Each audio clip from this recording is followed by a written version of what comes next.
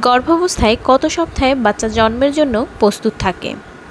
গর্ভাবস্থা প্রতিটি মায়ের জীবনে সবচেয়ে সুন্দর ও প্রত্যাশার সময়গুলোর একটি। এই সময় শুধু মায়ের নয়, মায়ের গর্ভে থাকা শিশুও ধীরে ধীরে বিকাশ ঘটে। শিশুর প্রতিটি অঙ্গপ্রত্যঙ্গ পর্যায়ক্রমে গঠিত হয় এবং জন্মের জন্য প্রস্তুত হয়। অনেক সময় প্রশ্ন আসে, কত সপ্তাহে বাচ্চা পুরোপুরি জন্মের জন্য প্রস্তুত হয়? এটি জানা প্রতিটি হবু বাবা মায়ের জন্য গুরুত্বপূর্ণ।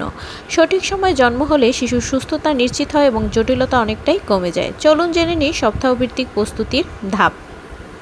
37 সপ্তাহের আগে অকাল প্রসব, ফুসফুস, মস্তিষ্ক, অন্যান্য অঙ্গ পুরোপুরি গঠিত নয়, ঝুঁকি বেশি, শ্বাসকষ্ট, ওজন কম, সংক্রমণ ইত্যাদি।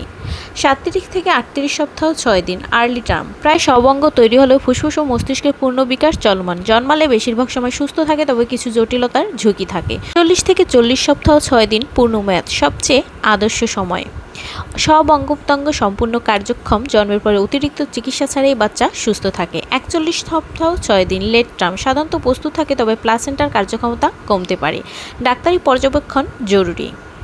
42 সপ্তাহ পরে পোস্ট টার্ম, ঝুঁকি বেশি, প্লাসেন্টা পুরনো হয়ে যায়, বাচ্চার ওজন বেশি হয়ে যায়, প্রসবের জটিলতা তৈরি হতে পারে। গর্ভাবস্থায় প্রতিটি সপ্তাহে শিশুর বিকাশ ঘটে, তবে 39 থেকে 40 সপ্তাহ শিশু জন্মের জন্য সবচেয়ে নিরাপদ ও আদর্শ সময় হিসেবে ধরা হয়। এর আগে জন্মালে শিশুর শ্বাস প্রশ্বাস, তাপমাত্রা, ওজন নিয়ে সমস্যা হতে পারে এবং অনেক পরে জন্মালে প্রসব জটিলতা হয়ে যেতে পারে। তাই গর্ভাবস্থায় নিয়মিত ডাক্তারের পরামর্শ ও পর্যবেক্ষণ অত্যন্ত জরুরি, যাতে মা ও শিশু উভয় সুস্থ ও নিরাপদে থাকতে পারে।